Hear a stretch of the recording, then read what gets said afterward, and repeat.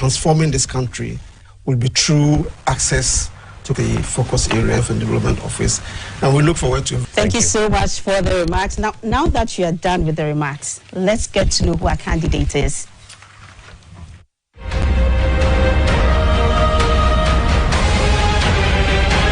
John Dramani Mahama was born on the 29th. Mahama, a prominent rice farmer, was a member of parliament for his first president, Jane Aton, received Tamale, where he taught history at Ghana Secondary School in 1983. He enrolled Ghana Secondary School in 1983. He enrolled in social psychology in 1988. From 1991 to 1996, he worked as the Information, Culture and Research Officer at Country Office. The sixth, Mr. John Dramani Mahama entered Ghanaian politics. He joined the National Democratic Congress (NDC) and being an eloquent champion of the re-elected in the elections of 2000 and 2004. During his time, he was of 2000 and 2004. During his time, he was appointed a Deputy Minister for Communications in 1997, became Minority Minister for Communications in 1997, became Minority Parliamentary spokesman of the National Economic Management Team, a foundational population. Continuing to expand his interest and involvement in international affairs in 2003, Mr. Mahama became a member of the Pan-African Parliament, serving as the chairperson of the West African Caucus. In 2002, he was appointed the Director of Communications for the NDC. In 2005, he was additionally appointed the Minority Spokesman for Foreign Affairs. That same year, he served as a member of the team of international observers selected to monitor Zimbabwe's presidential elections. In 2008, Mr. Mahama was nominated as running mate to Professor John Evans Mills. The NDC won the 2008 elections, and John Mahama was sworn in as Vice President of Ghana in 2009. While serving as Minister for Communications, Mr. Mahama was also the chairman of the National Communications Authority and played a key role in the stabilization and transformation of Ghana's telecom sector. In July 2012, he succeeded his boss, President John Evans Mills, who passed away on July 24, 2012, and elected in December 2012 as President of Ghana for the first 4-year term. He thus made political history by becoming the first Ghanaian head of state to have been born after Ghana's declaration of independence on 6th of March 1957. Soon after his investiture, the opposition New Patriotic Party, led by the 2012 presidential candidate Nana Addo Dankwa Akufo-Addo, with running mate Dr. Mahmoud Bawumia and the party chairman Jacob Otanka Obichebe-Lamte, challenged the results of the elections in the famous election petition suit. The petition was heard by 9 Supreme Court justices, with Justice William Atuguba as president. After 8 months of hearing, the Supreme Court on August 29, 2013, dismissed the petition by a 5-4 majority decision. Mr. Mahama is a prolific writer, and his book, My First Coup d'Etat and Other True Stories from the Lost Decades of Africa, published in July 2012, has won international praise for describing a world of love, fear, faith, despair, loss, longing, and hope despite all else. He has also written essays which have been published in the Ebony, Huffington Post, the New York Times, and The Root. In 2016, Mr. Mahama became the first sitting president to exit power after his first term, when he lost to the then opposition candidate Nana Akufo-Addo. He contested the 2020 elections again and lost to the incumbent. Mr. Mahama is the presidential candidate for the opposition National Democratic Congress (NDC) for the 2024 general elections. He is married to Mrs. Lodina Mahama, and they have 5 children.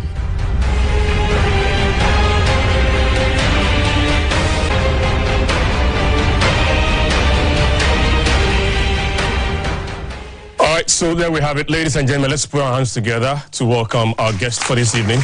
And shall we please stand to welcome him? Let's be on our feet to welcome him. Good evening, Your Excellency. Hi, George. How are you? Very well. Good to see you. Good. Thank you. I'm good. Thank you. Just a quick run through. You have 20 minutes to speak to Ghanaians, after which we'll sit down and talk briefly, then we'll leave the rest for our audience here in the studio. Okay. So your 20 minutes starts now. All right. Then please take your seats. Thank you very much, everybody. Thank you, our audience, and thank you, Ghanaians watching from all over the country. I'm happy to be back here after so many years. The first time I came to GBC was as a young intern from the School of Communication Studies, and I have a nostalgic feeling when I see all these old studios. Not too much has changed there. Well, thank you very much. 7th December is a very critical day for Ghana, and as we do every 4 years, since we adopted constitutional democracy under the 1992 Constitution, we have elections. We've held 8 elections, and this will be the 9th.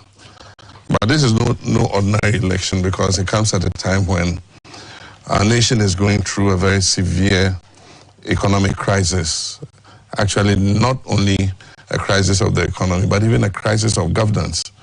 There are several issues in governance that have cropped up. Low trust in the judiciary, and as you recently saw, the impasse between the judiciary and parliament, and many other issues of governance. And so this election is critical, because the next government must take very critical and bold decisions in terms of both our governance and our economy. As part of the government that started the constitutional review process under Professor Mills of blessed memory, and we pushed it to a point where a citizen of this country took the whole process to the Supreme Court, and the Supreme Court was not able to determine the matter until late in 2015. And because it was an election year, the following year, we decided to leave it for the next administration to continue. Unfortunately, it hasn't moved forward. And so one of the things we intend to do urgently when we come into office is to push the issue of constitutional review, so that we can clearly define some of the clauses that we have in the Constitution, so that we don't always have to run to the Supreme Court for interpretation. We have a crisis in our economy because we have a twin problem. In all the previous times that we've gone to the International Monetary Fund for assistance, it has had to do only with stabilizing the macroeconomic environment. And often you have to go to the IMF for policy credibility, in order that the partners and the credit rating agencies and everybody who has an interest in investing in Ghana is certain that the fiscal reform decisions that you take are things that you intend to implement. Unfortunately, this time we have a twin problem. We have macroeconomic instability, and then at the same time we have a problem of unsustainable debt. I believe that this challenge or these problems are self-inflicted. We could have avoided these problems. We could have managed to keep our economy resilient and buoyant, even in the face of the adverse conditions that the whole world faced. And that is the difference between Cote d'Ivoire and Ghana. Our economies were about the same. Ghana was a larger economy than Cote d'Ivoire, but better economic management meant that they were able to weather the storm much better than we did. We could foresee that in any developing economy or middle-income economy, definitely there will be challenges that you face, and we call them headwinds or external shocks. And so one of the things that we started to do was to build the buffers. I'll talk about that later and explain what I mean to you. But let me give the baseline so that we can understand the conversation as I go forward. At the end of our term in office, when we handed over to the MPP, we had a debt to GDP ratio of 55.6%. I'm sure many of you will be surprised, because you remember that when I was president, the NPP kept pushing the narrative that we're borrowing too much. But our debt to GDP ratio was 55.6%, that's all. And when I come to talk about their record, they borrowed until our debt to GDP went all the way to 104%. And as I speak to you, we are just at about 87, between 85 and 87%. And the adjustments we are making together with the debt exchange means that we're aiming that by 2028, we should bring the debt to GDP below 60%. We had a credit rating of B-. And if you know that we currently are junk status, you understand what I mean. When they say your economy is at junk status, it means it's baller. Your economy is at baller. And then we had a budget deficit of 6.1%, which is a fairly good budget deficit, because the Fiscal Responsibility Act says that you should keep the budget deficit below 5%. And so we had a budget deficit of 6.1%, just above the 5%. And then we had a stable currency, which had a depreciation rate annually of 7%.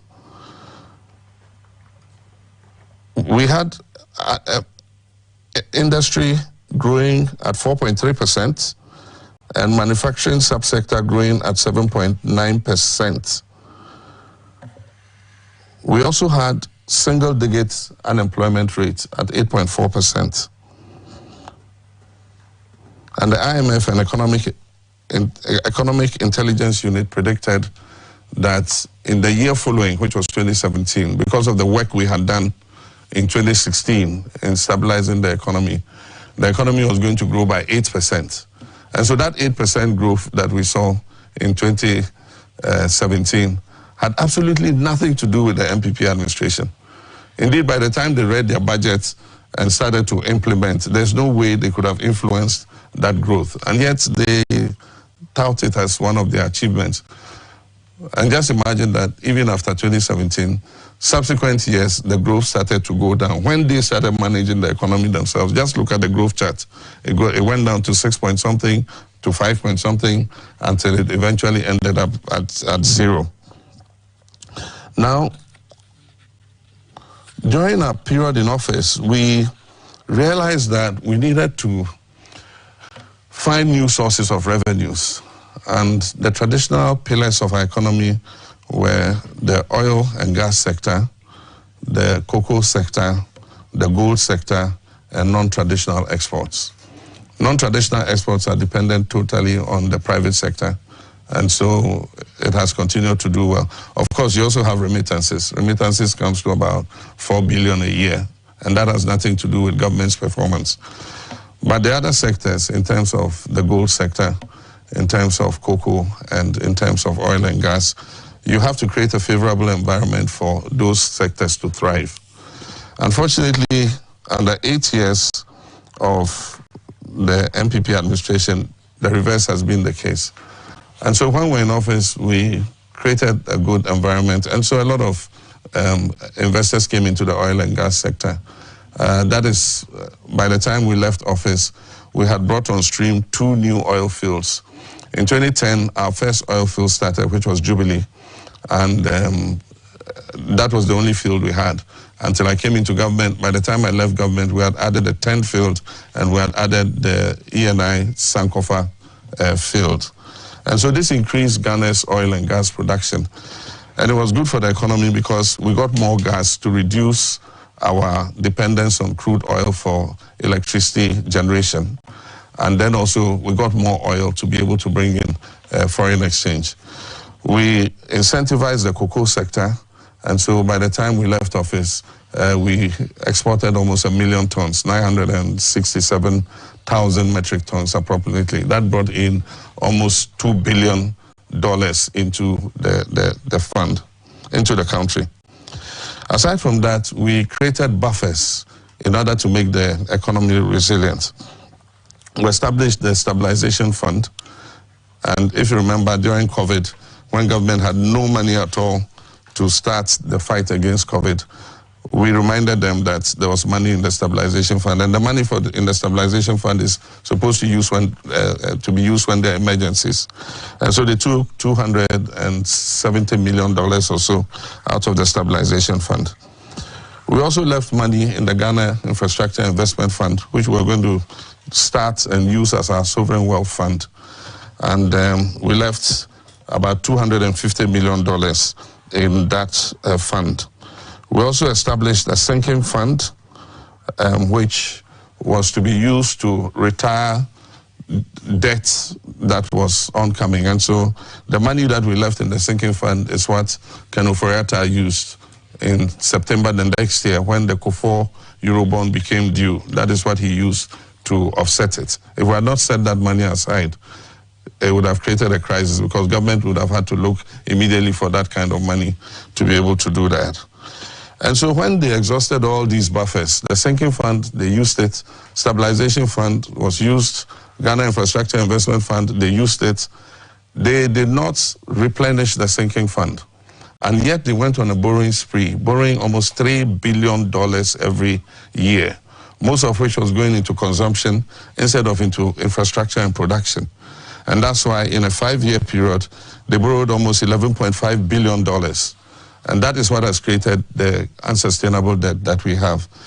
But it raises issues of conflict of interest because the finance minister had Data Bank, which was his own bank, being the broker for government borrowing. And a conflict of interest arises there because if you are benefiting from borrowing, of course you'll be interested in borrowing more so that your company can make more money. So currently we have a crisis of our economy, an unsustainable debt, and high inflation. Inflation went up to 54%, is now down to 23%, I think. And then also, like I said, the debt went up as a ratio of GDP to 104% and is now at about 85%. We have a depreciating currency, which end of 2016 was at about 4 cedis and is currently at 17 cedis. And so everything is wrong with our economy. And the economy has linkages to everything. And so once the economy is not doing well, it affects healthcare, it affects education, it affects agriculture, it affects sports and every other sector. It affects the energy sector. Indeed, the energy sector is a ticking time bomb. We resolved Doomsaw.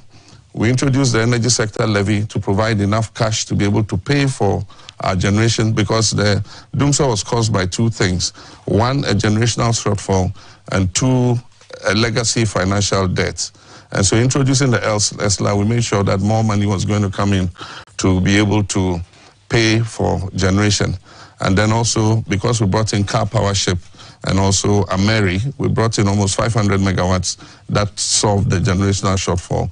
So in 2016, I want to place it on record, and President Akufo-Addo should not misinform people again. In 2016, there was no load shedding. Nobody had load shedding. And so Doomsaw was solved long before he came into office.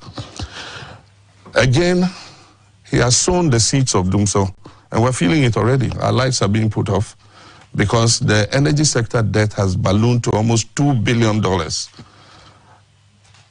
We negotiated the Millennium Challenge Compact, which was supposed to make our electricity distribution system more efficient. And part of it was to be applied for the PDS program, if you remember PDS. When they negotiated the PDS company to come and take over the downstream distribution of electricity, they used frontmen. And so the shares were initially given to the frontmen. And then when the president's family wanted to redistribute it to whoever they wanted or to themselves, the frontmen refused and they quarreled. And then that quarrel led to America withdrawing $190 million, which we were supposed to use for the electricity distribution system. And so since then, Electricity Company of Ghana's losses, technical and commercial losses, have gone up to 32%. There's no electricity company in this world that can survive with a 32% technical and commercial loss. That means they are unable to collect enough money, Apart from that, technical losses are things that you have to put in engineering to solve. But a big percentage of it is that you supply electricity, but you're unable to collect your money. And that's why we needed private sector intervention to improve the efficiency of collection. Because they quarreled, America took 190 million away. And so as I said, ECG is making huge losses. The last time I had 10 billion CD loss, another 6 billion CD loss. If we continue like this, our energy sector is going to crash. And so Akufo-Addo has sown the seeds for Dumsor again, and already Dumsor is here. Sunon Asogli has shut down because they owe them $270 million. They owe other operators who are threatening to shut down their power systems. And so, but for the fact that some of the power stations are reasonable, they are keeping the power system on even though the debt is mounting. Aside from that, ENI that supplies gas to us has reduced their supply of gas significantly because Ghana is not paying for the gas that it is taking. And so they've reduced the supply of gas significantly. When we set up the gas supply under ENI, we supported it with a World Bank guarantee. Because of non-payments, they have drawn down on the World Bank guarantee. They've drawn down until it's left with $50 million. If they draw down on that $50 million, then it means Ghana is in default to the World Bank, and the consequences will be very difficult.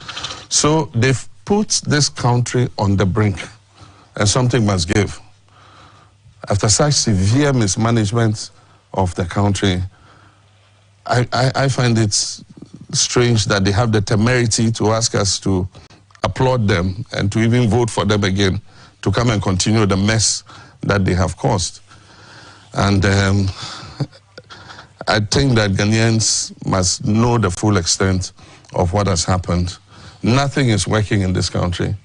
Everything has gone haywire. It has even affected the Black Stars. The Black Stars have always been the Black Stars. I mean, we've all been proud of the Black Stars. And you can count on them to score when it matters. Today, look at the Black Stars. So sad. You know, even Sudan, we're in the same group as Sudan.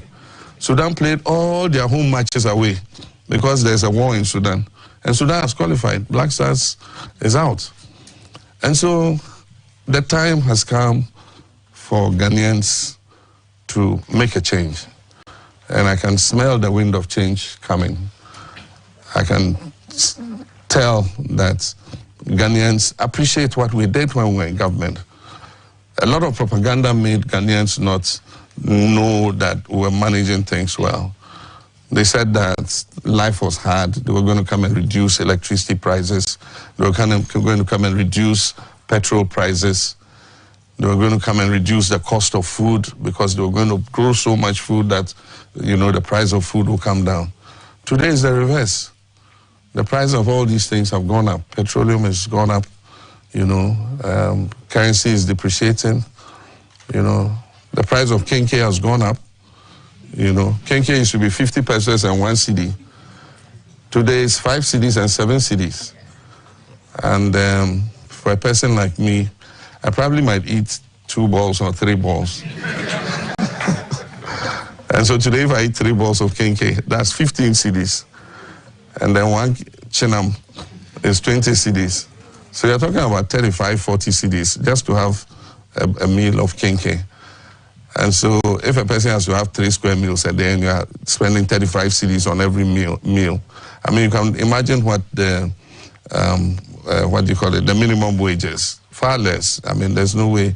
And that is a single individual, not to talk about a family. And so the time has come to make a change. NDC has a lot of programs, and in 20 minutes I cannot talk about all of them.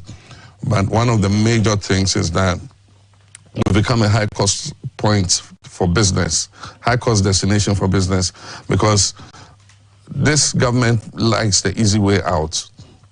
When you face a crisis like this, you must raise revenue and reduce expenditure. But they are raising revenue and raising expenditure. And so, I mean, You can see some of the waste and the things that they do. I mean, recently I heard that, but you're going out of government, how many days to leaving office? You're buying new Land Cruisers. For who? You know. But that is this government for you. The president, within a 9-month period, spent 69 million Ghana cedis on foreign travel. And so these are the kinds of things. We need to cut expenditure, but at the same time, we must reduce the taxes so that we become a favorable destination for investment. Today, foreign direct investment or businessmen who want to invest in West Africa are going to Cote d'Ivoire and to Benin instead of coming to Ghana. And that's why we're saying we'll scrap some of the levies, like e-levy. It's discouraged people from paying with their mobile money. They rather go and cash out and pay cash because they would avoid the 1.5% tax. And we told them this, they didn't listen.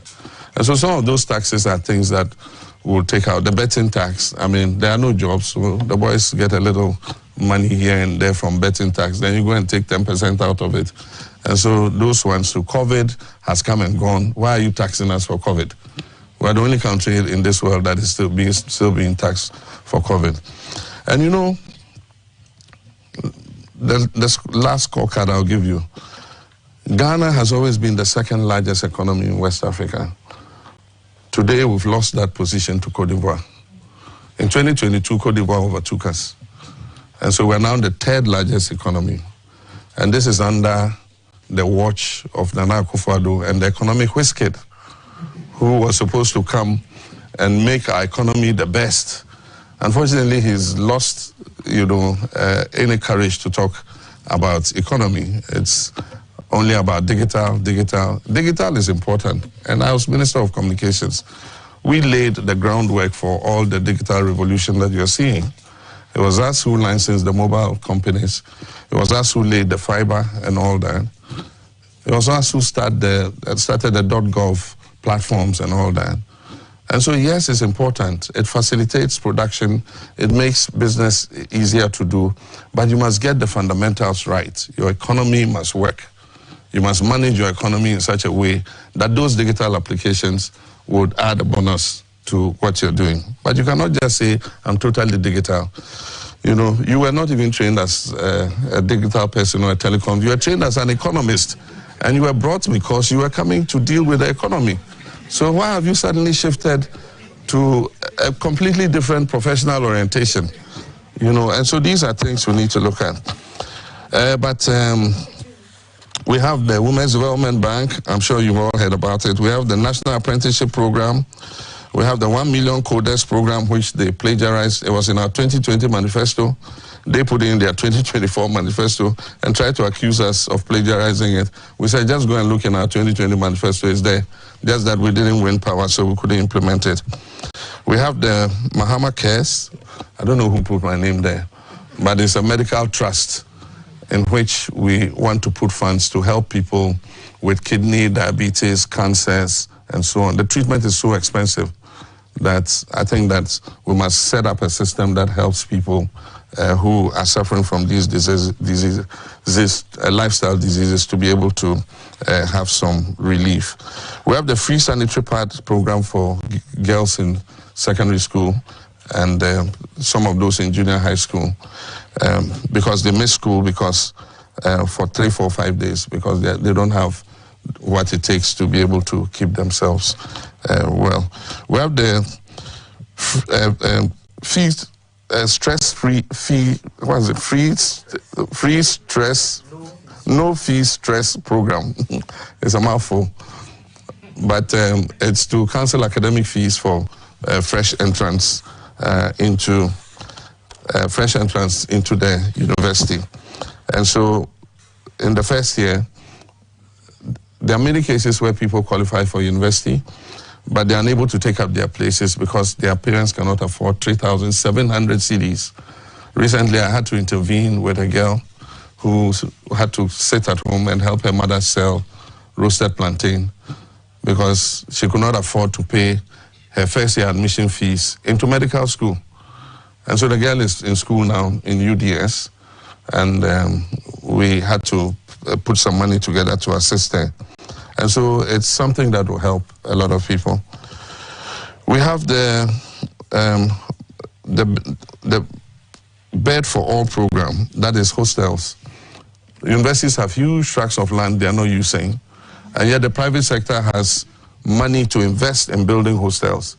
And so we're going to take part of each university's land, and we're going to invite the private sector who can build hostels so that more students can get accommodation on campus instead of living off campus. We have free tertiary education for persons with disability, and they won't have to pay fees at all throughout their period in university. We're going to decentralize the senior high school feeding program so that the schools will directly procure their food, and we'll cancel the double track. We'll work to cancel the double track so that all our kids can go to school together.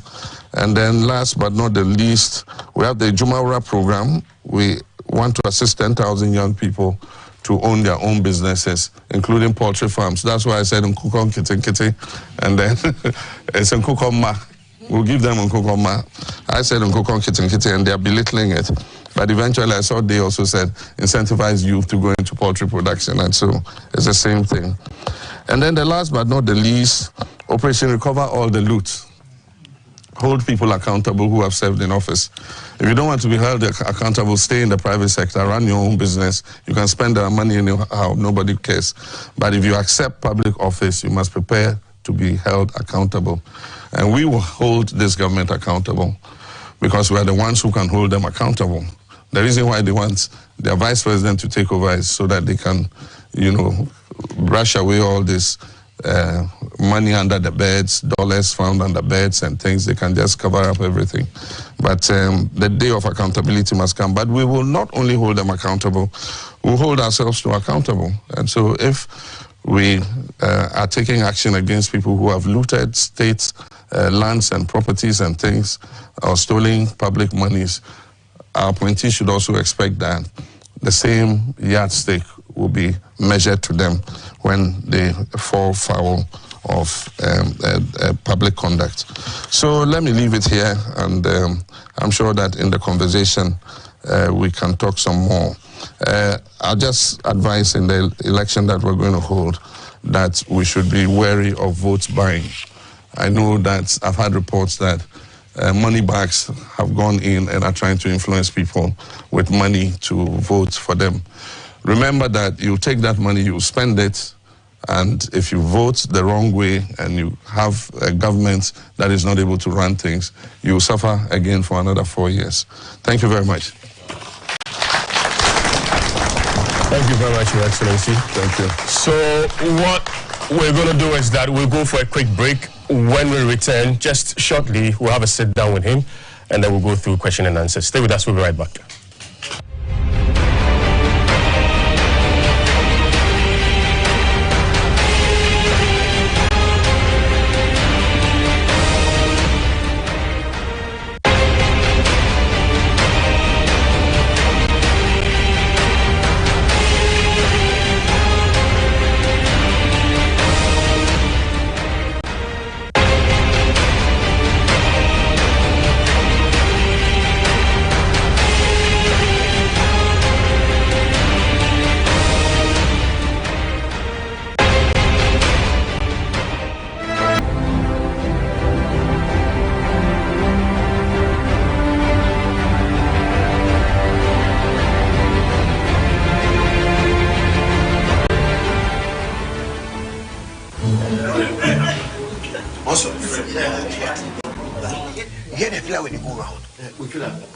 The EC, they register people for secret too.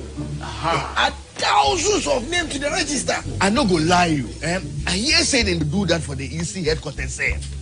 Oh yes, and they tell you that they add thousands of names to the ruling party in Stronghold. Wait, and they delete thousands of names for the opposition in Stronghold. I tell you. If the rumors about the electoral commission be true, then this election will be free and fair. Yeah, my thinking is actually this is the table of men. So you left the women can't join the table. Don't be a hard guy. Relax. The easy for come remove them off by fire, by force. Oh yeah.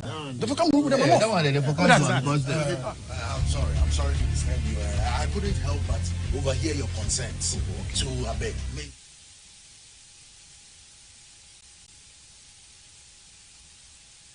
All right, welcome back, and it's GBC's 2024 presidential encounter, and today our guest is former President John Dramani Mahama, who is contesting on the ticket of the NDC. You just heard him with his presentation, his plans for this country. We are live on GBC News, we are live on GTV, we are live on Obonu TV, we are live on Unique FM in Accra, and then 17 other radio stations across the country.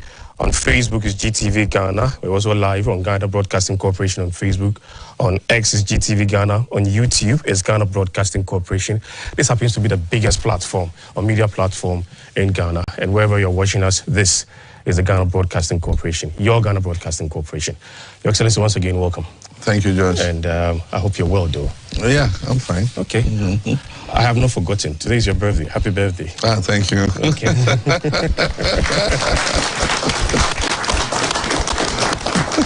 So how has the day been for you, celebrating your birthday? Yeah, Double six. It's been quite filled with a lot of activity. In the morning, at 7 o'clock, pastors came from our church.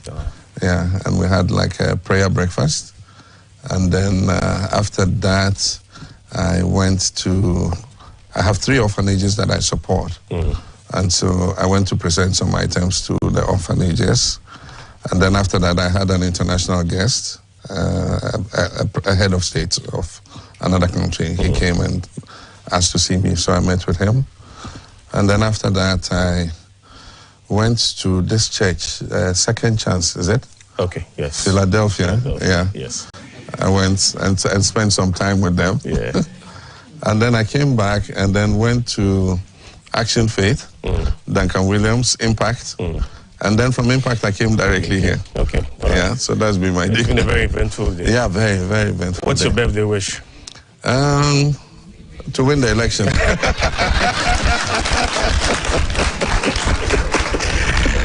Okay. Oh, okay. They know my wish. Okay. All right. Usually my first question is about GBC. Yeah. And this is a public service broadcaster. And you talked about you being here before and all that. If you win, what's going to be your plan for GBC? We need serious funding. Well, I worked as a young intern when I was doing my postgraduate in communication studies. And so I was here in 1986. Yeah, and after that, I traveled for my postgraduate in social psychology. So I have an empathy for GBC. I believe that we must have a state broadcaster, we must have state media. I believe in competition between private media and state media, because there are some things that the state media would carry not for profits. The private media is always looking at their bottom line, their financial bottom line, not so the state media. And that is why countries like Britain still have the BBC, which is state-funded. And so we must continue to have a state-funded public broadcaster. And so whatever assistance we can give, we'll see what we can do, of course, but with the kind of crisis and the mess we're coming to meet, it's going to limit how much, space is available to do a lot of things. But it sounds a bit convenient for you to run away from the funding because of the crisis.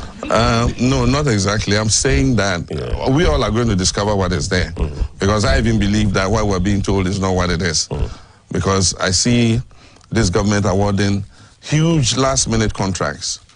I mean, huge contracts, road contracts and other contracts, signing all kinds of, agreements before they leave. And so we're going to find that the situation is probably much worse than you and I know. They state a certain arrears position, but it means that the new government is going to inherit an arrears position that probably is worse than we thought. That's why I said one of the first things we'll do in our first 90 days in office is to hold a national stakeholders conference, economic dialogue. And at that economic dialogue, we're going to open the books to Ghanaians, to let Ghanaians know exactly what the state of the economy is.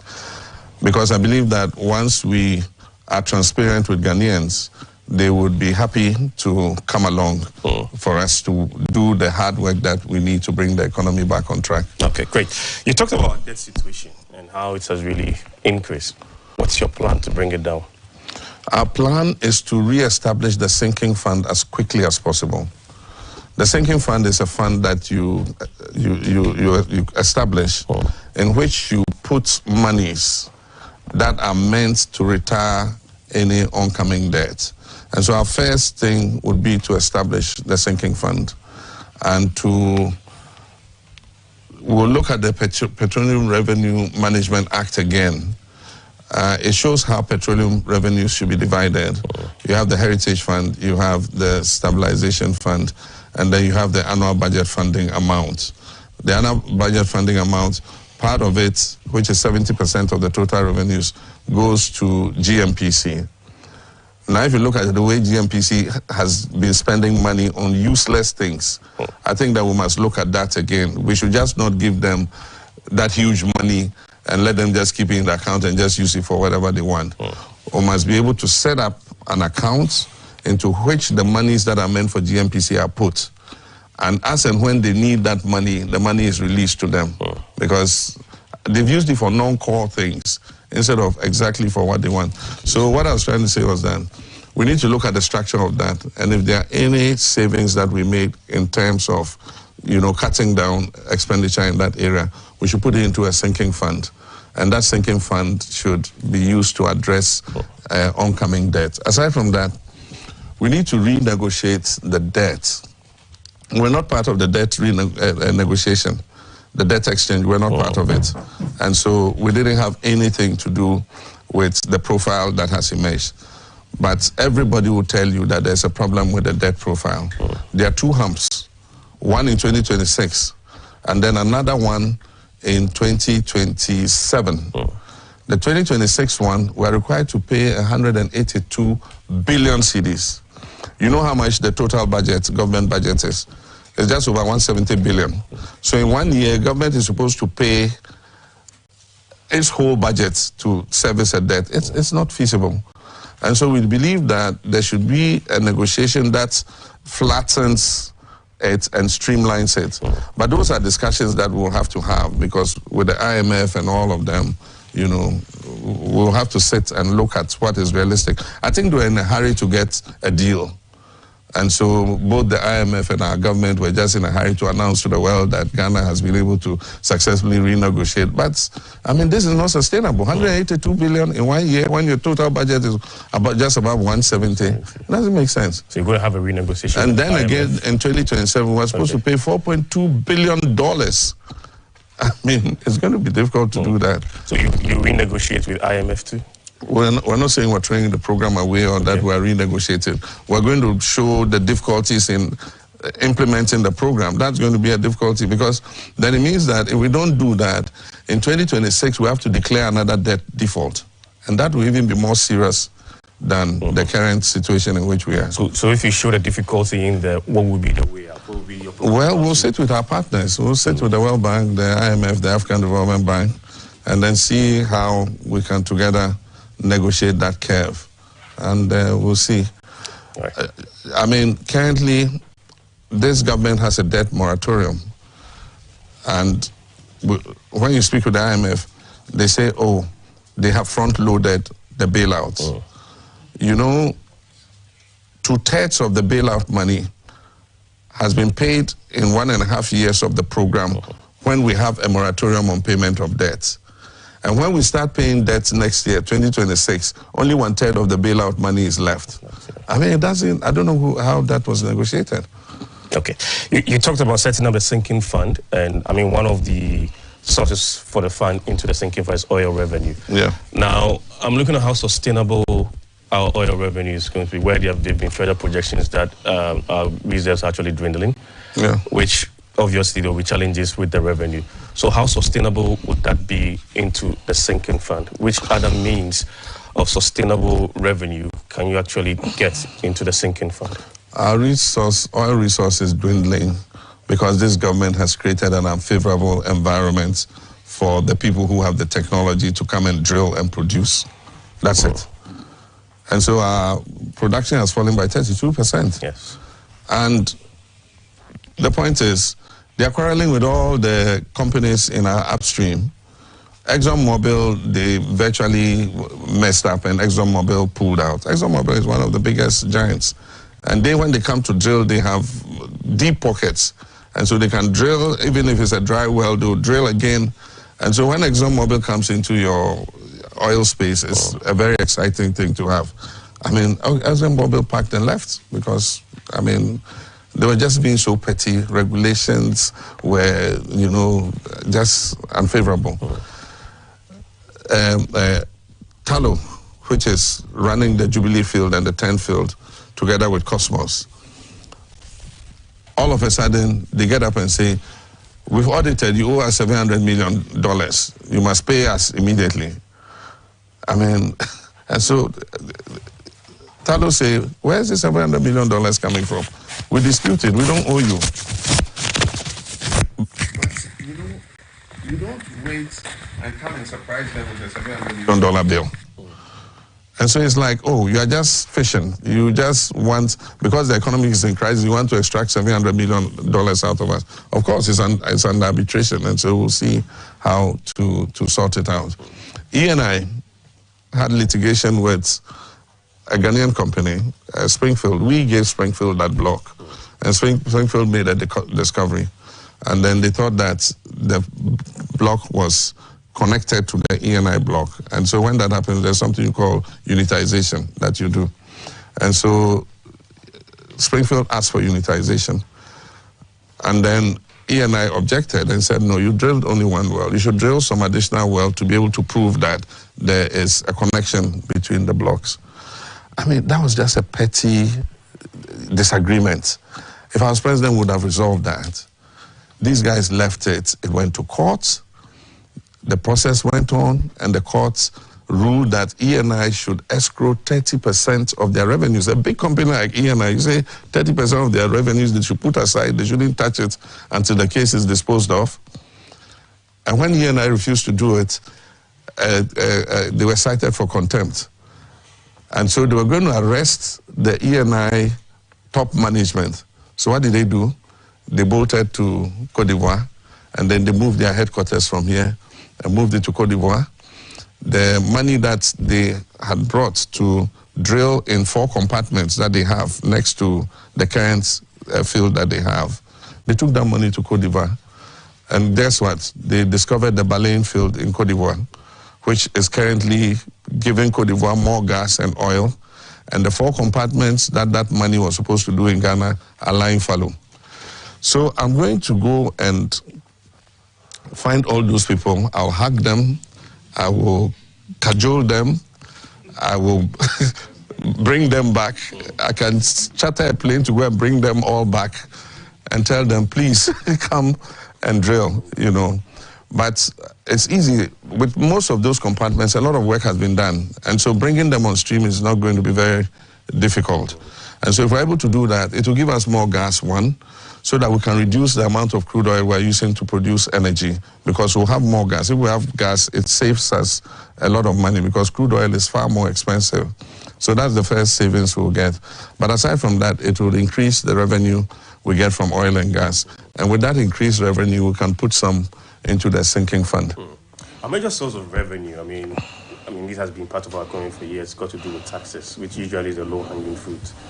You are talking about cutting down taxes. You've outlined very interesting and big policies that you want to push along. How are you going to work through it, knowing very well that, number one, we are with the program, number two, you're cutting down on taxes, which means that you're not going to have enough revenue for that. As of now, as we speak, our oil is actually dwindling. We are not making that much compared to what we were making in the past. So how are you actually going to work around with that level of revenue that we have? The economic wizard too says he's going to cut taxes. Didn't you hear him? He has a PhD in economics. He says he's going to cut taxes. Maybe you ask him that when he comes. But we are going to cut taxes based on tax rationalization. Okay. I did economics up to sixth form. I didn't do it in university. But I know that the more taxes you slap on people, the less compliance you have. And so for every new tax you add on, there's what we call diminishing marginal returns. And so if you slap on a new tax, people will find a way of evading it. If the taxes are easy, transparent, fair, people are more encouraged to pay. And we've reached the stage where for every new tax that we put on, people are evading those taxes. The value, Ghana has one of the highest VATs in the world. If you take VAT itself, Get Fund, NHIL, COVID levy, what, those are all indirect value-added taxes. We're almost at 22%, the highest in Africa. And so if you continue to just pile on the taxes like that, then you're going to have more evasion. But if you rationalize and make it fair, for instance, you go to the market and the taxes have become distorted, because if you look at the VAT, there are some people paying some 3% flat rate, the others paying some 21%. They're all in the same market. Their stores are next to each other. You're telling this one, charge 3%, and asking this one to charge this amount. I mean, you think that the one you're asking to pay that will issue VAT receipts? He won't. He will sell and evade the tax. I mean, you go to restaurants and things, and people go and eat. They don't insist on collecting their VAT receipts and all that. And so if you rationalize and make the taxes more transparent and fair, people would be more willing to pay. We always talk about bringing more people into the tax net. Why is that not working? I mean, we have many people who are earning incomes that are not paying. Not that they're in the informal sector, but it's just that we have not found a way of being able to identify them and let them pay taxes. For instance, let's assume that an auto mechanic comes and works on my car. He charges me 2,000 cedis. I give him 2,000 cedis. What tax does he pay on the 2,000? Let's say my air conditioner breaks down in my house. Somebody comes and fixes it. I pay 1,500. What tax does he pay on it? Let's say my mason comes and does some renovation in my house. I pay him 50,000 cedis. What tax does he pay on it? Until we're able to get everybody to pay a little. So for that 1,000 cedis, you know, if he paid even 50 cedis, I mean, multiply it by all the hundreds of thousands of people who are working in that sector, we'll be able to bring on a lot of money. We're not collecting our property taxes properly. The other time they wanted to auction my father's house. They went and put a court order on it because we hadn't paid property tax. But we hadn't received any property tax bill for a long time. And so suddenly they said that you owe 3 years property tax, and so you must report at somewhere, a billing pay court or something like that. And so we had to now go and look for where the office was, and the office was in some back corner somewhere, you know, and then I had to go and pay so that they won't, you know, auction my father's house. He said, "Go by the bills again." For the bills. I should go for the bills. Anyway, I'll be moving over to Doreen and have some questions from our audience here. But just one quick question on education. I have one on health and then social inclusion, but I'll just start with education, then hand over to Doreen. Then, usually when education comes to mind, the first thing it's got to do with free senior high school. And but before free senior high school, what will be your plan for the primary, of course, kindergarten too, before then junior high school? Then we'll go to the free senior high school and briefly touch on the no fees stress. There's been an issue concerning targeting. Why don't you target rather than just making it broad for everyone? Okay, you know, I feel sad about our basic education. It's falling apart because there's more political advantage to be had from secondary. Because in the primary, we already have the free compulsory universal basic education, F-cube. And we're supposed to pay capitation grants. We have the school feeding system. We also have the removal of schools under trees, which was a policy under our government. Now, attention has all shifted to secondary education, the free SHS. That it is starving the basic schools of funding. And so learning in the basic schools quality is going down. And so we need to look at it. I mean, children are not getting textbooks to be able to study. And so children go and sit in class and they don't have any textbooks. But the worst thing is they don't even have desks to sit on. I think I don't know if it's Ed Trust or one of these CSOs in the education space, came up with their research and said 1.3 million Ghanaian children do not have chairs and desks to sit on. EduWatch, yeah. They either sit on the floor or they lie on their stomachs to write. That is a serious indictment on us. And that's why when we're in office, we're doing the removal of schools and the trees. The building of the school blocks came with furniture. And so we're doing quite a lot in that space. We made sure that the children had all the 4 core textbooks that they needed for study. And so I think basic education was thriving. Okay. Now there's complete attention on free SHS. And so basic education is beginning to suffer. And so one of the things we need to do is to pay attention to that place. But we should be able to do that by creating more efficiency in the free SHS space. Okay. One major problem is there's no dedicated funding for free SHS. And so it's subject to the hazards of the budget. And so many times the headmasters have to threaten to send the children home. Alumni have to scrounge around, contribute and buy rice and mackerel and go and donate to the school for them to be able to continue. And it's because the whole system is very inefficient. This centralized feeding system where food suppliers have to supply to buffer stock and buffer stock supplies to the schools and the money is paid to buffer stock. So we've said that we're going to decentralize it and go back to the system we had where the monies were paid to the schools. They have matrons, they have bursars. The other time when I was saying, somebody said, why would the headmaster leave his job and go to the market? I didn't say the headmaster should go to the market and go and buy food for their children. They have bursars, they have matrons whose responsibility it is to do that. And so they would go to the market, we'll give them the criteria. The criteria is that buy made in Ghana, don't buy any foreign made food. And come and feed the children. And in the local market, they'll get yam, they'll get maize, they'll get cassava, they'll get locally made rice and all that. And so we'll change some of that with the no stress fee policy. The important thing is to make sure that every child who qualifies for university is able to take their place. And so eventually we'll get to a point where we do our social profiling so well that we're able to determine who needs it and who doesn't need it. Right now, we don't have any such social profiling. And that's why when we started the free SHS, eventually when we're going to come to the boarding students and all that, our thinking was to use a bursary system which would be administered through their district assemblies, because then the district assembly can do the profiling at the district level to know which family deserves it and who doesn't deserve it. But unfortunately, it was issued in a blanket manner. It would take some time for us to gather data about the children, their backgrounds and all that, but now that we're registering the children, if they have the Ghana card and all that, you can see what job the father does, what the mother does and all that, and be able to tell.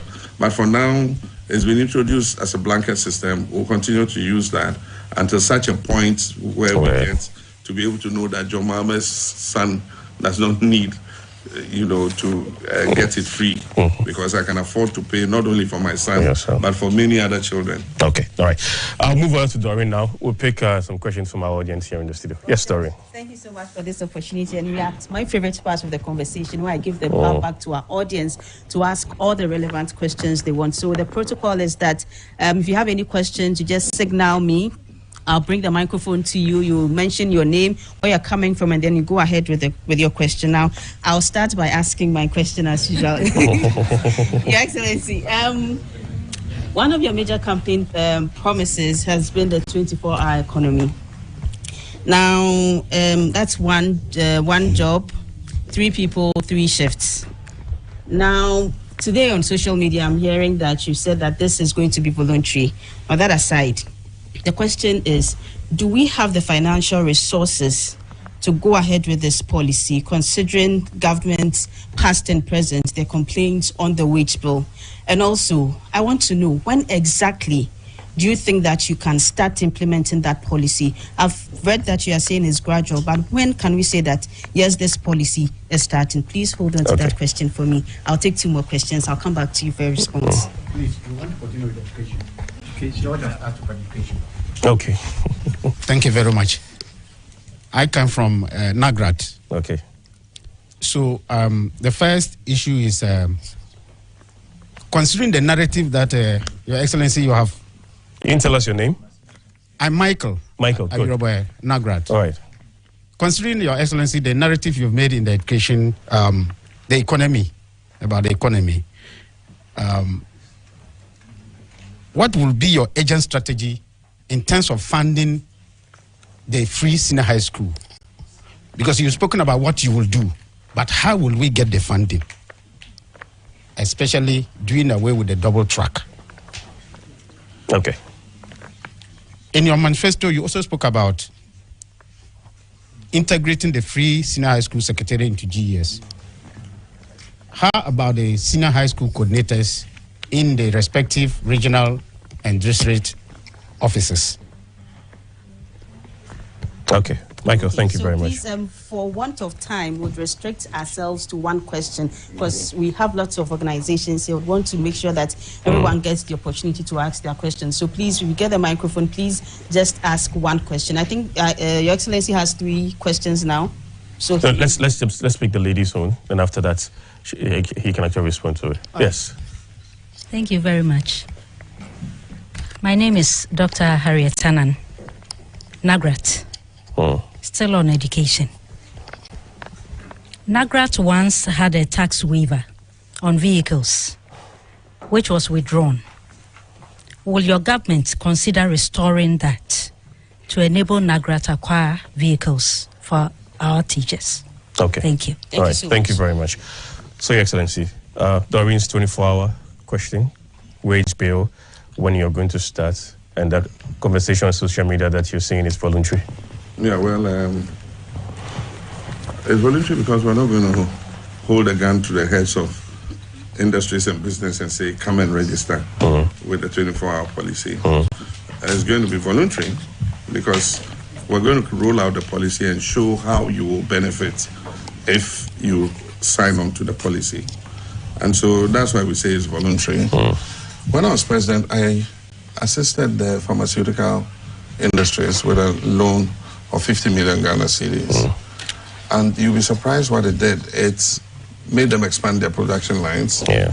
And that made Ghana pharmaceutical companies begin to export more to our neighboring countries, to Sierra Leone, Liberia, to Burkina Faso, Mali, Niger, you know.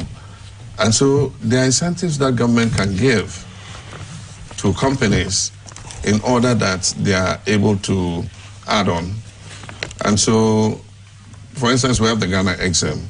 And so if we say companies that sign on for the 24-hour economy policy would be eligible for Exim financing in order to increase production so that they can take on more employees. That's a good way. If we give them some tax reliefs in order that they're able to bring down their production cost and thereby reinvest in expanding production, that's another way.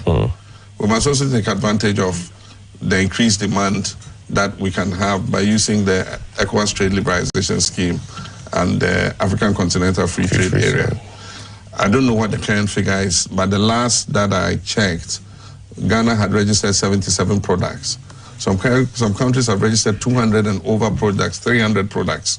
So we must increase our products that are eligible for trading tariff-free to other African countries. We must bring in industries that are labor-intensive, that have opportunities to export tariff-free into the European and American markets. You know, we have the African Growth and Opportunities Act. And so we can export tariff-free into the American market. And one area that will be very good for 24-hour economy is the textiles industry. You should go to Bangladesh and other places and see the textile industry. It employs thousands of people, and they work, like I'm saying, 3 shifts. because the orders are there, they have to keep exporting. And so even in agro-industry, you know, my father was a rice farmer. We had the biggest rice mill in the country, produced most of the rice that was eaten in Ghana. And I worked holidays in my father's factory. And I used to go on night shift like any worker, and day shift like any worker.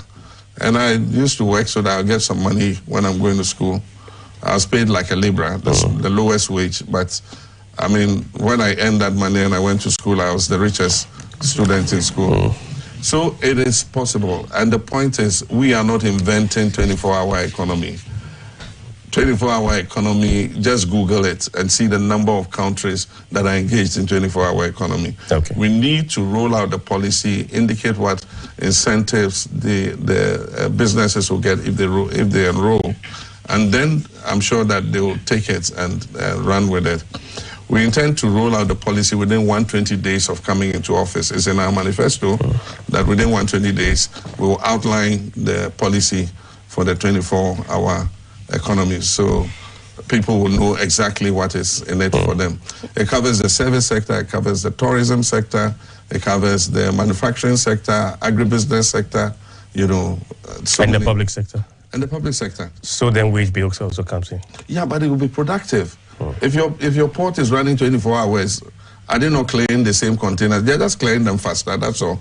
And people are paying for the containers anyway. You understand? And the point is, if we put on more customs officers, you understand, yes, we have to pay them more, but they're being productive. It's not like they're just going to sit and do nothing and you're paying them for nothing. Okay. Then Michael from NAGRAT, funding for the free senior high school. That's why we say we'll have the National Stakeholders Conference Dialogue on Education. I've said it, and when I said we'll do that to review the free SHS, I mean, lawyers that I expect should understand the word review, you know, came out and said it means abolish. I mean, it's only in Ghanaian politics that, you know, people can be so hypocritical, or, I mean, just to gain political points, you say review means abolish, you know. We've reached, for everything, a stage comes when you must review. For instance, the National Health Insurance scheme had been operational for so many years, and so, you know, we've done a review of the National Health Insurance scheme. The report is there. As president, it was presented to me, and it showed what we should do for it to be sustainable and to be able to last into the future. So for every program that you do, at a point you must review and see if it's working well, where are the lapses so that you can cure them, so that that program can continue. Okay. And so funding is one of the things that we're going to discuss, because without a dedicated funding source, it is difficult to sustain the program. And that's why we're saying we'll hold a National Stakeholders Forum. NAGRAT will be there, NAT will be there, the parents will be there. We've done it before. Ask them, NAGRAT and co. We held an education forum when Spio Gabra was the minister. That is how come Get Fund came. And we agreed that, look, we're going to put a VAT of 2.5% to fund educational infrastructure. And that has been one of the most successful, you know, instruments for providing educational infrastructure in the history of Ghana. In every school in Ghana, you find Get Fund projects. It's only that this government has gone to mortgage it. They've taken the money in advance and spent it.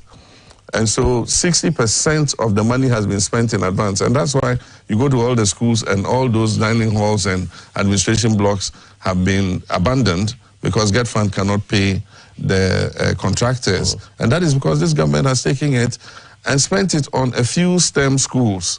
How many Ghanaian children are going to have the opportunity to go to those STEM schools? And yet, if we built more laboratories, more dormitories and all that, we could ease the congestion in the schools. If we continue the community day schools, we could ease the congestion in the schools and get rid of double track. It is because all those projects have come to a standstill while we're implementing free SHS. That's why there is that congestion, because of the number of children who have come into the school system. Okay. And that's why we had argued for a progressive implementation of free SHS. Our colleagues wanted it at once. And so the downside that we're experiencing is part of the hasty implementation. And so we all need to come together, sit and, But decide. now we've gone beyond the progressive because there's full implementation now. Yeah. So we all need to sit and look at what the lapses are and see how we can cure those lapses going forward. About the senior high school coordinators. Yeah, we want to cut waste. This government is very good at duplicating and creating new offices and things just to create offices, jobs for the boys. The GES has the mandate and authority to supervise the educational sector. And so I don't see why you would have a standalone free SHX secretariat.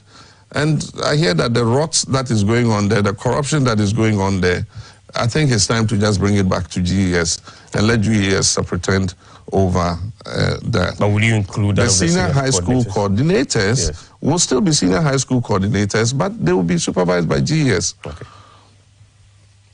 And then Dr. Ann, tax waiver on vehicles. The tax waiver on vehicles was cancelled because it was being abused. People were given exemptions and they purchased cars, which in some cases they connived with car dealers and sold the car and took the money. And so that's why it was scrapped. That's the reason why it was scrapped.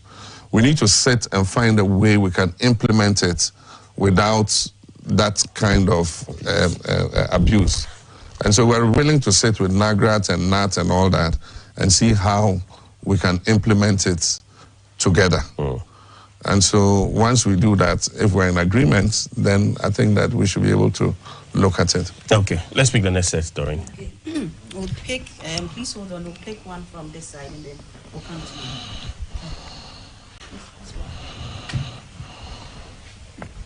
Thank you, Mr. President. My name is Matthew Kubacha. I'm the president for the Ghana National Association of the Deaf. My question for you today is that currently in Ghana, there is only one senior high school for the deaf, which is in Mampong.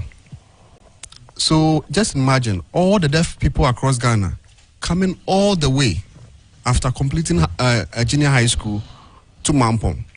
What plans do you have for the deaf community? Are you going to build senior high schools for them in the northern region and in other regions so that they wouldn't have to come all the way to Mampong just to have access to senior high school? Also, in Ghana, ever since the Disability Act was implemented, was established, we don't see the implementation. The quotas for persons with disability to work as to when it comes to their common fund and all those things. It's not being implemented well. What is your plan for persons with disability when you become president? Thank you. Okay, thank you. And again, one question, please. All right, thank you very much, Your Excellency. My name is Jacob Anderson. I represent UTAG. When you were mentioning the list of educational associations that you were going to consider for the tax waiver, you didn't mention UTAG. Yeah, but back to my question. So prior to 2016, the campaign was, to take away the teachers and nursing allowances that you were giving to them so that they can fall on, the student loan. I thought that was, laudable. But then the free and no stress, no stress, how do you call it? No fee stress. I see a lot of contradiction. Comparing what you wanted to do for the teachers, trainees, what you wanted to do for the nursing trainees. I thought, bringing them on the student loan was laudable. It was going to save us a lot of money to do other things. Now you are bringing in no fee stress. Again, especially when we have also criticized the free SHS, the way it has been implemented. How do you, reconcile all of that? Thank you. And then the third one. Hello, Your Excellency. My name is... My name is Espoir, student at Unimac IJBA. I'm representing Youth and Rec, that's Youth in Natural Resources and Environmental Governance. So I'm interested in the environment. I was waiting for you to mention something about LI 2462 or Galamsey, but you didn't mention it. So the last time I was having a conversation with a friend, and he mentioned that passing the LI 2462 is not something that we should blame only NPP for, because currently we have 137 in the parliament. And, okay, and according to the constitution, that's Article 104, parliament needs like 1/2 of all members, and 1/2 should be 138 to make a decision. So if NPP has 137 and then NDC has 137, someone might say because of the independent candidate who decides to do business with NPP, that person voted. But we all know that NDC people also voted to pass that law. So would you agree that NDC is part of passing LI 2462, or you'd solely blame NPP for passing that law? And you didn't say anything about Galamsey, so I'd like to know what you would do about that. Thank you. All right, thank you. Okay. We'll start with Matthew about the senior high school for the deaf. There's only one in the country. Yeah, they are inadequate, but I do think there are more than one. There's another one in Savlugu for the northern sector. Yeah, but I do think that we need much more.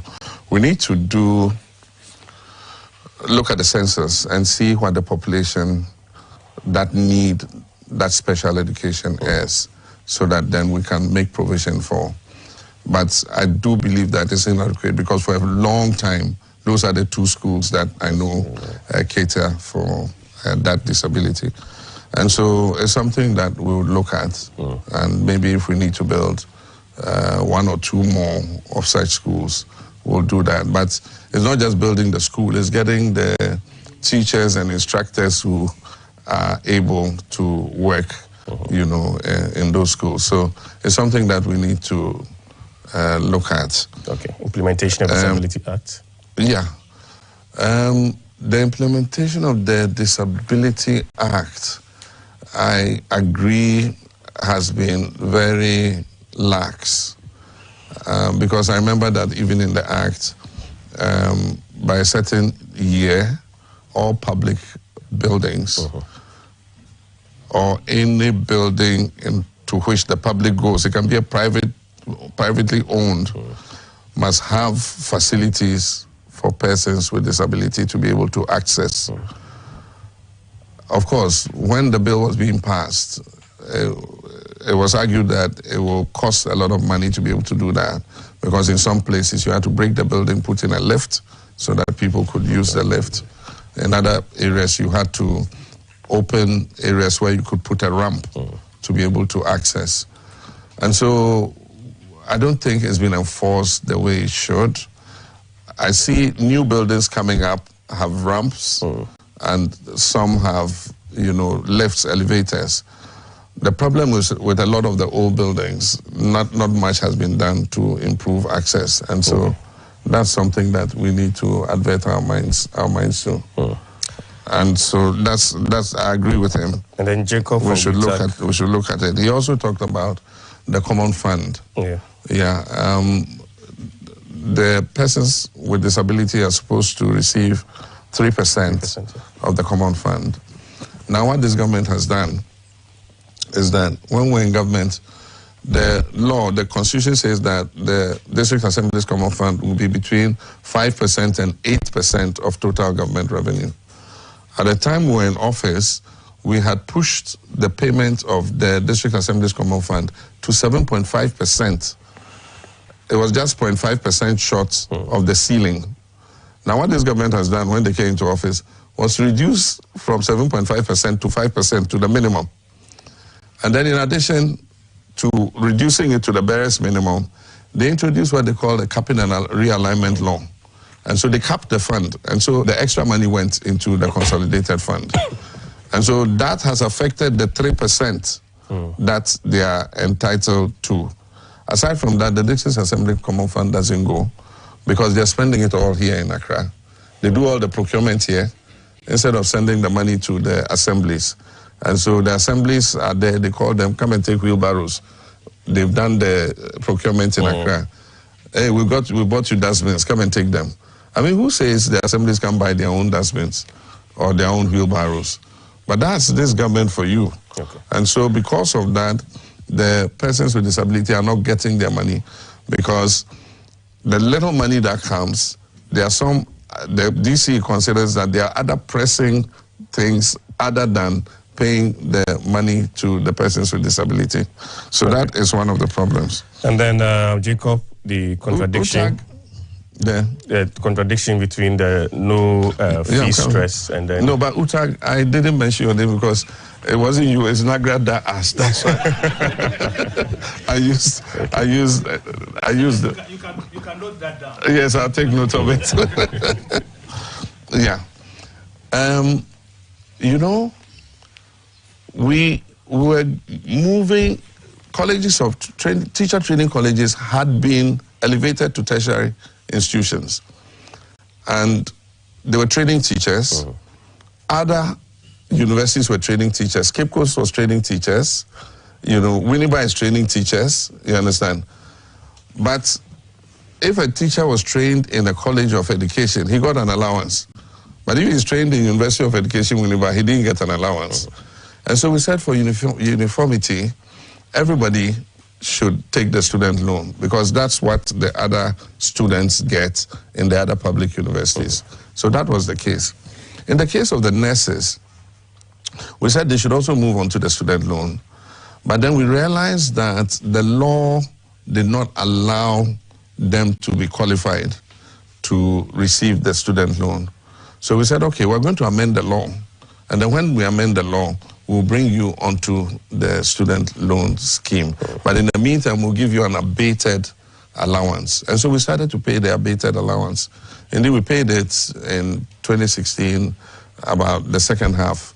We started paying before we left office. But then, of course, this government said that they were going to be able to pay. And so they took political advantage of that and restored it.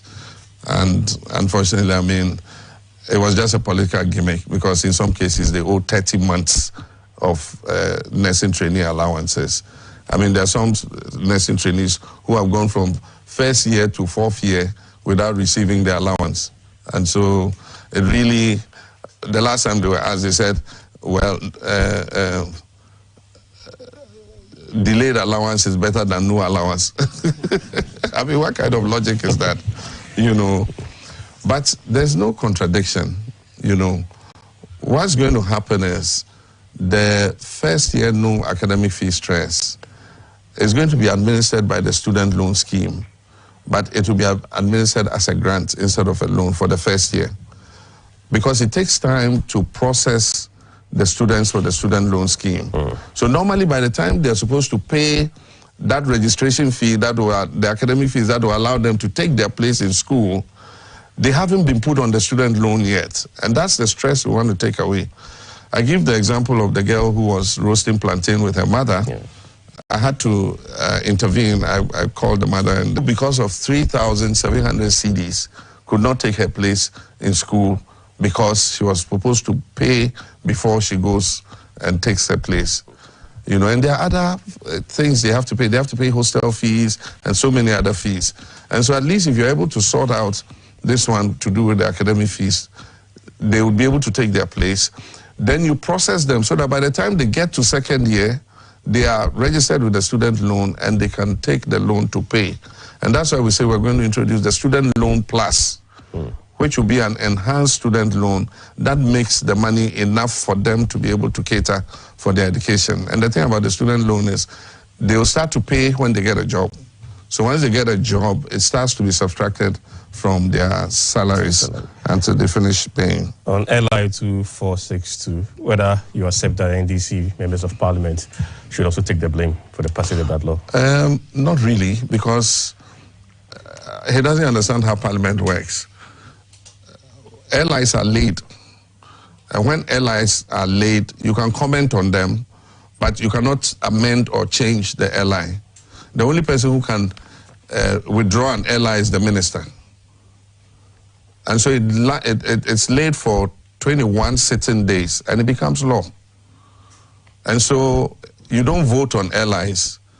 You know, you can debate the ally, but you have no power as an MP to withdraw an ally. It's only the minister who can withdraw it.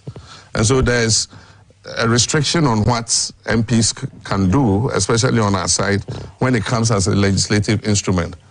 And so you cannot blame our side for its passage. I think that this government should not have passed it in the first place. We were in government. We did not pass happening already. And they deliberately passed this ally because their people were just waiting to invade the forest. They actually had started invading the forest reserves. So the ally was passed to give legitimacy to what they were doing. I mean, the people who were even supposed to give the permits had their own companies that they gave permits to work in the forest reserves. I mean, when somebody died who gave parts of forest reserves forever and ever to his successors and things, that's what they were doing. That's why they passed that ally, to legitimize the things that they were doing. Okay. It's only the power of CSOs and the Ghanaian people that has woken them up, and they have agreed that they were going to withdraw that ally. Unfortunately, because of the quarrel between Parliament and the Supreme Court, Parliament has not been able to sit.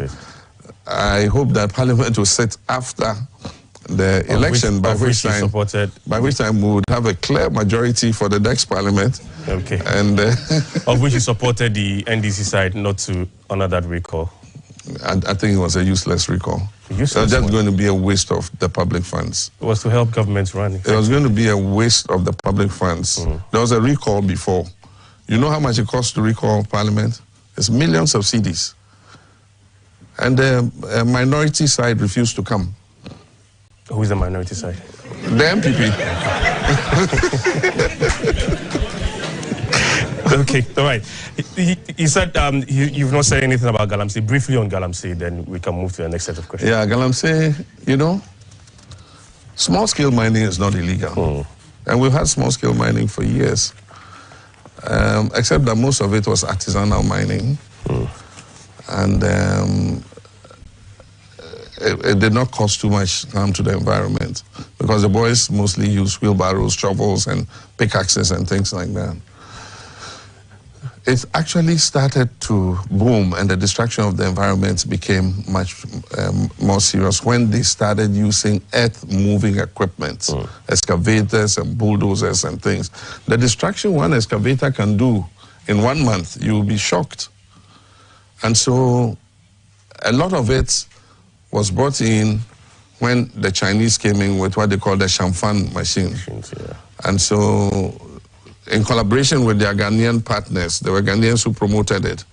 They took concessions and settled, you know, different mining groups on different places.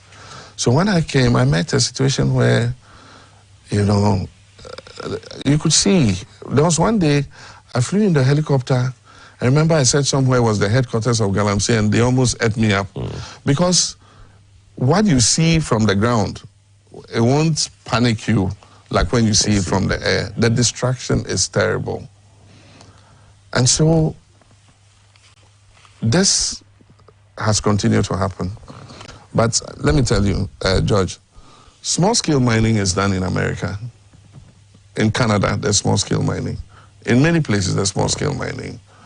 It is how you do it. It is not illegal. It's in our minerals law. Small-scale mining is one of the sectors in our gold mining law. But how you do it is the issue. They have the technology for doing it responsibly. Here, we are not enforcing what they need to do it responsibly. If you go to America and they map out an area, they've done exploration, they know where the gold is. They map it up. They bring the machines. The first thing they do is they do what they call a leach pad or a leach dam. It's a big dam. They excavate it, and then they line it with polythene. Line it with polythene. Then they construct a course to bring water into it. And then they start mining the gold, and then washing the gold, extracting the gold, and then all the dirty water and the toxic water goes into the leach pad. Because you've lined it with plastic, it doesn't seep into the ground. Now, when you finish the mining, they have some chemicals that you put into the water, or sometimes they use microbes. There are some microbes that eat toxins. They eat toxins and eat dirt. And so you put it into the water. It would clean that water. You can even take a cup and drink it. And then when they have done that, they discharge the water into the environment. Then they use the machines and flatten the ground. There's a certain compost material. You spray it on all the ground. You plant trees. You come back in 5 years. You won't believe that any mining took place. You sound very conversant in this. Well, I've studied. I've researched it. I didn't do mining, but I've researched it. I mean, you need to. Okay, somebody is reminding me that my brother is a miner. Yeah, that's true. I've been to his mining site before, so I see some of what they do. And so we just need to train these small-scale mining companies. If this is your concession, there are people who can train you. We have the University of Mines and Technology, train you how to do the mining properly. And there are young people who are graduating every year who have that knowledge that we can attach to these small-scale mining companies to give them jobs anyway, and to supervise and make sure that they do things the right way. Okay. And so there are things that we need to introduce a reclamation bond for small-scale mines. We have it for the large-scale mines, but we don't have it for the small-scale mines. The large-scale mines, as they work, they put some money aside. And when they finish, they have to reclaim the land, and when they do, that money is paid to them. Okay. If they don't reclaim the land, then the money that they put aside is paid to a company, a reclamation company, to come and reclaim the land. We need to introduce it for small-scale mining concessions too. Okay. But just a quick one. Are you equating small-scale mining to galamsey? No, they are different. Okay. And that's why people make a different... Because you said much about small-scale mining. Yeah, people confuse galamsey itself, and small-scale mining. Yeah. Galamsey is illegal mining. You know, when you just take machines and then go somewhere, they say there's gold there, you go and you just start digging, you know, and just destroying the environment. We have to audit the small-scale mining concessions and find out who is the concession owner. And you must hold the concession owner responsible for any illegal mining that takes place on his concession. Okay. If he's unable to prevent people from doing illegal mining on his concession, you take it away from him. Okay. But on the other hand, too, some of these big mining companies, they take huge concessions, 40 miles square. They do the prospecting, they can see the gold is here, and it's more than 1 gram per ton. Here is 0.5 grams or 0.3. He's not interested in that part. But a small-scale miner can recover that 0.3 profitably.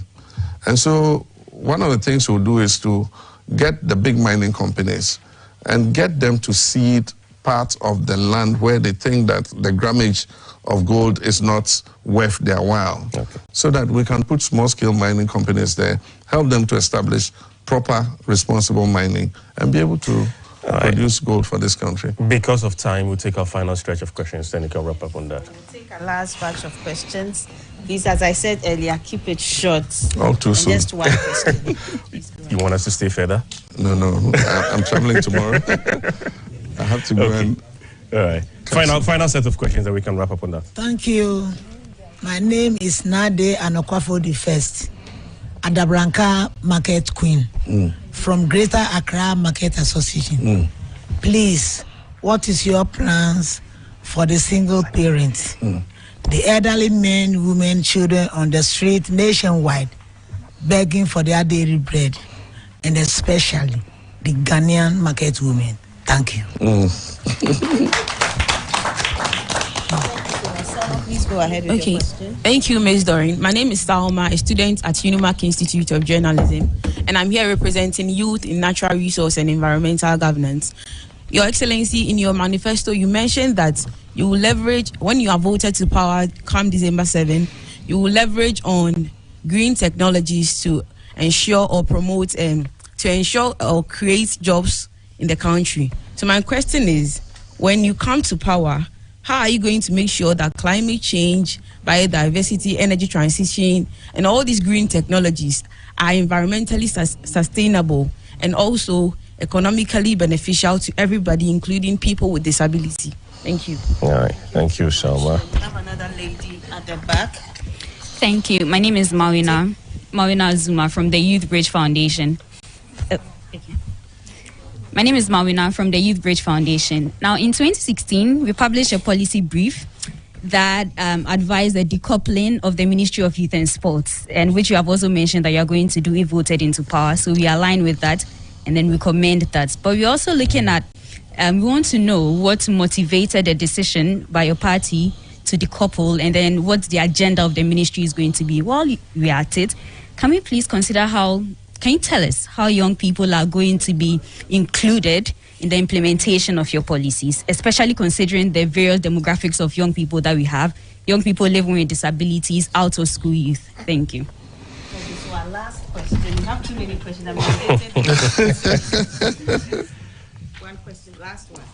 Actually, you did made a very cogent point by touching on the Black Stars' performance in recent times, which we all believe they are not doing very well, because we went to Abidjan and they put out that abysmal performance. Going forward, we thought they're going to learn and do something different. We lost this AFCON qualifiers again. We have another chance to play to qualify to the World Cup. I know how optimistic you are that you win these elections, which I wish you all the best. If you get the opportunity, what are the measures that you're going to put in place so that we can qualify to this World Cup? Because this is a very, very destiny changer for many Ghanaians. So what measures are you going to put in place? Thank you so much. Thank you so much. So we are done. Okay, all right. Okay, thank you. All right. That's all. So we'll start with plans for single parents, children on the streets, and then market women. I think that the issue of single mothers, street children, and all that is an issue of the breakdown of society, the increased cost of living, and the lack of adequate social protection is what is creating a lot of this problem. The social welfare department is not well resourced to be able to deal with the issue of street children. And so I know that the Catholic Church is doing a lot of work in that. They have day shelters and things like that where the children go and they're giving a meal and all that. I think that we should expand that program. We also have the Livelihood Against Poverty program, LEAP, which President Kufuor introduced, and then we expanded. I don't know what has happened, but I hear that the money is not being released in many cases and all that, and so it defeats the purpose of the program. We introduced mobile money. We gave every beneficiary a mobile phone, and every month we loaded their money onto the phone. Unfortunately, I hear that the money is not regular now, so as a result of the crisis in the economy, it has affected everything. But that was the way of reaching really poor and indigent families, so that at least you could provide food for the family, provide national health insurance for healthcare while the child goes to school, under FQ, where they receive one hot meal a day, so at least the child is getting some nutrition. So that is, if that is working well, it should be able to assist and ameliorate the difficulties that these children have. With regard to single mothers,